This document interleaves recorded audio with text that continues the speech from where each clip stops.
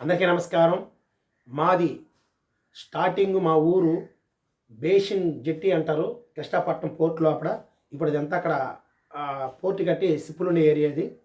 అయితే ఎందుకు ఈ వీడియో పెట్టడానికి కారణం ఏంటంటే, ఖచ్చితంగా మీ గ్రామాల్లో మీ అన్నదమ్ముల్లో ఏమైనా సమాధానం లేదా ఖచ్చితంగా ఈ వీడియో చూడండి.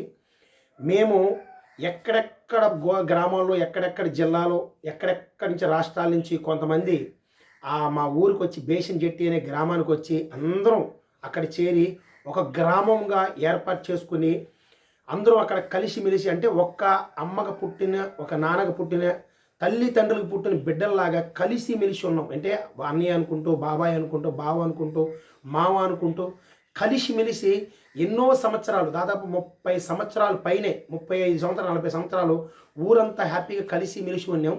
తర్వాత కృష్ణాపట్నం పోర్టు పడిన తర్వాత ఆ గ్రామం బయటకు వచ్చి మేము 3 సార్లు మారడం జరిగింది. ఎందుకంటే అక్కడి నుంచి తరలించి మమ్మల్ని గోపాలపురం ఇచ్చారు.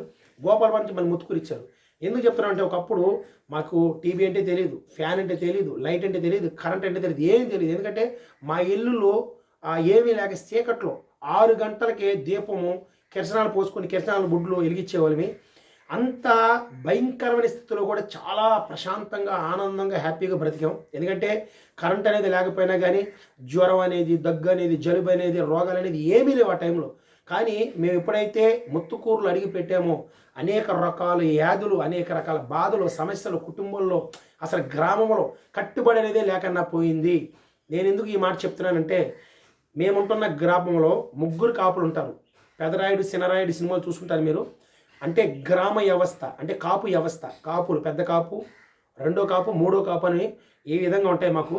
ఈ 3 కాపులు తీర్పు తీర్చిన తర్వాత తప్పించుకోవడం ఎవరి వల్ల కాదు. ఎందుకంటే గ్రామంలో పోలీసు వాళ్ళు రావాలన్నా, కలెక్టర్ అయినా, లాయర్ అయినా, ఎవరైనా రావాలంటే మా గ్రామంలో పర్మిషన్ తీసుకుని మా గ్రామాల్లో అడిగి పెట్టాలి. అలాంటిది ఈరోజు గ్రామాల్లో సమాధానం లేదు. ఈ రాజకీయ నాయకులు ఎప్పుడైతే గ్రామాల్లోకి వచ్చారో ప్రతి ఒక్కరికి అసలు ఎలాగైపోయిందంటే, అన్నదమ్ముడికి లేదు, తండ్రికి బిడ్డకి లేదు, భార్యకి కూతురికి లేదు. అంటే ఎలాగా ఎవరికి వారికి సమాధానం లేకంటే అతి భయంకరంగా తయారైపోయినాయి గ్రామాలు. ఎందుకు చెప్తున్నానంటే, మళ్ళీ నా వీడియో చూస్తున్న మన కాపు మిత్రులు కావచ్చు, ఎవరైనా సరే, ఒకవేళ ఈ గ్రామస్తులు ఎవరైనా నా వీడియో చూసినట్టయితే ఇక్కడి నుంచి అయినా సరే సమాధానముగా ఉందాం. ఒకప్పుడు ఎంత ప్రేమ, ఆత్మీయతలు కలిగి మనం ఉన్నాము, అదేవిధంగా మళ్ళీ కూడా మనం అందరూ ప్రేమతో ఉండాలని చెప్పేసి నేను ఈ వీడియో పెడుతున్నాను. ఎందుకు చెప్తున్నానంటే, మా గ్రామంలో కూడా సమాధానం లేదు, పక్క గ్రామంలో సమాధానం లేదు, ఇంకో గ్రామంలో సమాధానం లేదు. ఒక 63 గ్రామాలు పాలాలు ఉంటే, నాకు తెలిసి 63 గ్రామాలు అనుకుంటా. ఇవన్నీ కూడా ఏదైనా సమస్య వచ్చినప్పుడు ఒక కట్టు మీద వస్తుంది. అలాంటిది కొన్ని గ్రామాలు అయితే కట్టుబాటు, ఎంత కట్టుబాటు అంటే అంత కట్టుబాటుగా, అంత ఖచ్చితంగా ఉన్నాయి కొన్ని గ్రామాలు. కొన్ని గ్రామాలు ఏంటంటే కాపు వ్యవస్థ, కాపు గోడ ఇలువ లేకుండా, కాపు గోడ మర్యాద లేకుండా కొన్ని గ్రామాలు తయారైపోతున్నాయి. మళ్ళీ కూడా మనందరం కలిసి మళ్ళీ కాపు వ్యవస్థను నిలబెట్టుకుని, కాపుకు మర్యాద ఇచ్చి, ఊర్లో పెద్ద మనిషికి మర్యాద ఇచ్చి, పోలీస్ స్టేషన్ చుట్టూ, కోర్టు చుట్టూకి వెళ్ళక ముందే ఇక్కడ తీర్పులు తీర్చుకుని, మనం ఏది మంచి ఏది చెడు అని మనమే తెలుసుకునే, మనమే తీర్పు తీర్చే రోజులు మళ్ళీ రావాలని చెప్పేసి నేను మళ్ళీ మనస్ఫూర్తిగా కోరుకుంటాను. దయచేసి నా వీడియో చూస్తున్న వారికి ప్రతి ఒక్కరు చెప్తున్నాను, గ్రామాలు మళ్ళీ గ్రామాలాగా ఉండాలి. ఎందుకంటే పోలీస్ స్టేషన్ చుట్టూ, కోర్టు చుట్టూ తిరిగి మన డబ్బులు ఖర్చు పెట్టుకుని మనం ఇబ్బందులు పడే కంటే మళ్ళీ కూడా ఎవరైనా సరే, వాడు ఏ కులస్తుడైనా సరే, ఏ మతస్థుడైనా సరే, మళ్ళీ మనం అందరం కలిసి ప్రేమతో ఐక్యత కలిగి సమాధానం కలిగి ఉంటే ఎంత బాగుంటుంది. ఈరోజు నేను చెప్పాలి, ఒక తండ్రికి ఉన్న ఫ్యామిలీ, ఒకే తండ్రికి తల్లులు వేరు, తండ్రి ఒక్కడే.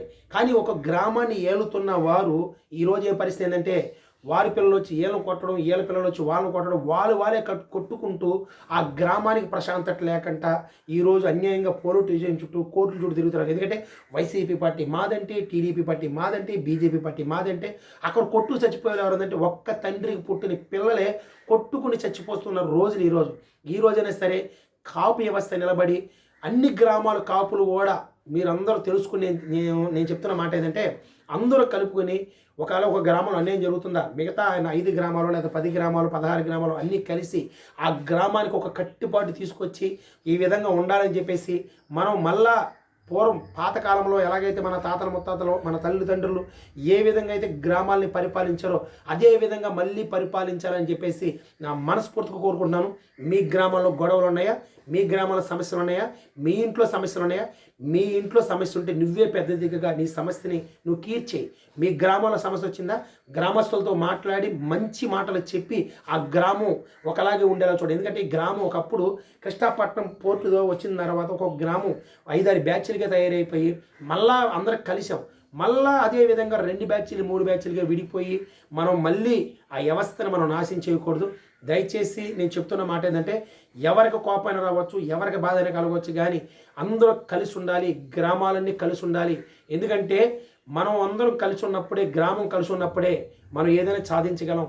మనం ఒకవేళ మనం కలిసి లేకపోతే విడిపోతే మనం ఏది సాధించలేం, ఏది మనం సమకూర్చుకోలేం.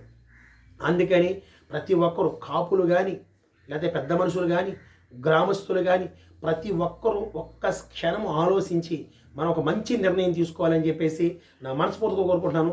రాజకీయం అనేది 5 సంవత్సరాల కోసం మారుతూ ఉంటుంది, కానీ రక్త సంబంధికం అనేది రక్త సంబంధికులు తల్లి కానీ తండ్రి కానీ అన్న కానీ తమ్ముడు కానీ ఒకేసారి పుడతాం, ఒకేసారి చచ్చిపోతాం. బంధం అనేది ఒకేసారి వస్తుంది. వీళ్ళ కోసం వాళ్ళ కోసం మనం కొట్టు చదవద్దు. డబ్బు అంటావా ఈరోజు నీ కాడ ఉండొచ్చు, రేపు ఇంకొకరి కాడ ఉండొచ్చు. డబ్బు కోసం కాదు. కానీ దయచేసి నేను చెప్తున్న మాట ఒక్కసారి ఆలోచించి గ్రామంలో ఉన్న ప్రతి ఒక్కరూ ఒకవేళ ఎవరైనా మన మత్స్యకారులు వీడియో చూసినట్టయితే అనేకలు షేర్ చేయండి. అందరూ కలిసి మెలిసి ఉందాం. గ్రామాల్లో గొడవలు లేకుండా మనకు కలిసి ఉండాలని చెప్పేసి ఏదైతే ఇప్పుడు మనం ఉంటున్న నెల్లూరు జిల్లాలో ఈ చక్కడ ఈ 16 గ్రామాలు ఏవైతే ఉన్నాయో ఆ 16 గ్రామాల కాపులందరూ మీరు మాట్లాడుకుని మళ్ళీ గ్రామంలో మళ్ళీ పూర్వ వైభవం తీసుకొస్తారని చెప్పేసి నా వంతుగా నేను ఈ వీడియో పెడుతున్నాను. దయచేసి అర్థం చేసుకోండి. ఎందుకంటే కాపు వ్యవస్థ బాగున్నట్లయితే మనం ఏదైనా మనం సాధించగలం. పోలీస్ స్టేషన్కి వెళ్ళిన తర్వాత అందరికీ మంచి చేయరు, అది ఖచ్చితంగా అందరికీ మంచి జరగదు. ఎవరైతే రాజకీయ నాయకులు ఉంటారో, ఎవరైతే డబ్బు ఉన్న వాళ్ళు ఉంటారో వాళ్ళకే ఫేవర్గా చేస్తారు. కానీ అదే మన కాపు వ్యవస్థలో అయితే ఏది న్యాయం, ఏది అన్యాయం, ఇది తప్పు, ఇది రైటు అనేదానికి ఒక పరిపాలన బాగుంటుంది. ఎందుకంటే లోకంలో ఉన్న వాళ్ళు, సిటీలో ఉన్న వాళ్ళ గురించి మనకు తెలియదు. కానీ మనం గ్రామంలో ఉండే మనం మత్స్యకారులుగా పుట్టిన మనం ఇక నుంచైనా సరే ఎదుటివాడికి మన జుట్టు కంట, ఎదుటివాడికి మన షర్టు పట్టుకునే అవకాశం లేకుండా మనమే రాజులుగా, మనమే మంత్రులుగా మనం ఉండాలని చెప్పేసి ఈ వీడియో పెడుతున్నాను. దయచేసి గ్రామస్తులందరూ కలిసి మెలిసి ఉండాలి. గ్రామంలో విడిపోవడం అనేది ఉండకూడదు. ఎందుకంటే ఒక కుటుంబాలు ఒకప్పుడు ఉమ్మడి కుటుంబాలు ఉండేవి. ఆ కుటుంబాలు చాలా చెదిరైపోయిన తర్వాత కనీసం వాళ్ళని పట్టుకునేదానికి పగ్గాలు కూడా. ఎందుకంటే బిడ్డలు దారి తప్పిపోయారు, ఆడవారు దారి తప్పిపోయారు, ప్రతి ఒక్కరు దారి తప్పిపోయారు. ఒకప్పుడు ఉమ్మడి కుటుంబం ఉన్నప్పుడు ఒకే కొండలో ఉండి అందరూ కలిసి మెలిసి ఉన్నప్పుడు ఎంత సంతోషంగా ఉంటుంది. నేను ఒకప్పుడు గోవాకి వెళ్ళాను. గోవాకి వెళ్ళిన తర్వాత 2-3 ఫ్యామిలీలు కూడా ఒకే కుటుంబంలో ఉండి ఎంత సంతోషంగా ఉన్నారంటే ఆ గోవాలో ఉన్న ప్రజలు ఎంత హ్యాపీగా ఎంత సంతోషంగా ఉన్నారంటే అదేవిధంగా మనం కూడా మనం ఉంటున్న గ్రామాల్లో మనం ఉంటున్న ఇళ్ళల్లో అన్నదమ్ములు కావచ్చు, అక్క చెల్లెలు కావచ్చు, నా వీడియో చూస్తున్నవారు మీ కుటుంబంలో సమాధానం లేకపోతే సమాధానపడి ఒక్క క్షణం ఆలోచించి మీరు తగ్గించుకున్నట్టయితే ఖచ్చితంగా మీ కుటుంబాల్లో గొడవలు ఉండవని నా మనస్ఫూర్తిగా ఈ వీడియో పెడతాను. అందరికీ నమస్కారం.